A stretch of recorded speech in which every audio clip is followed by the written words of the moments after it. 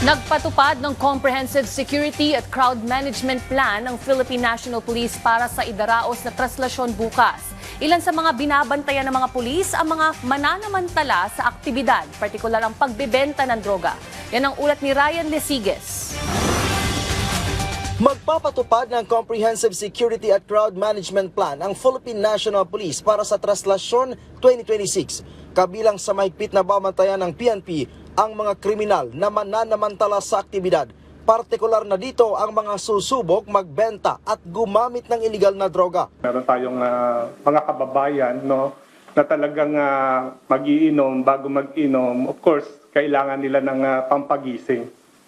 Kaya yung possibility na merong gagamit at gagamit. So kami po, yung proactive measures na ginagawa natin, involved din po yan. Not only yung sa firearms, of course, yung kung anong violation. Ayon naman kay Manila Police District Spokesperson Police Major Philip Ines, umiiral na ang liquor ban sa lungsod ng Maynila.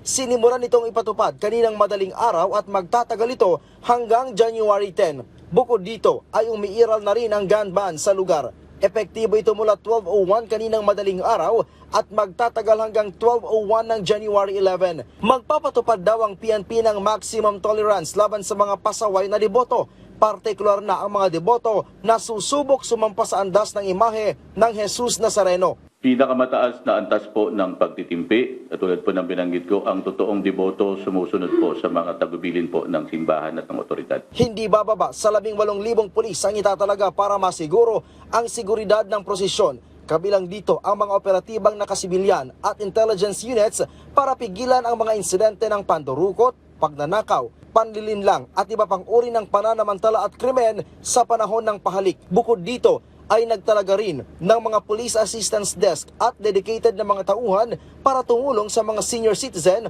persons with disabilities, kababaihan at mga bata. Tagal po ang preparasyon nito at taon-taon po ginagawa natin ito. At patuloy po tayo nakikiusap sa kanila na ito po yung panahon ng sabi nga natin pagdinilay-nilay. Ito po yung panahon na sabi nga natin, tingnan po natin na yung ating pakilala po, ating lumika. Ipakita po natin na tayo po talaga ay deboto. Simula kaninang madaling araw ay umabot na daw sa mahigit 5,000 ang nakisa sa pahalik sa Quirino Grandstand.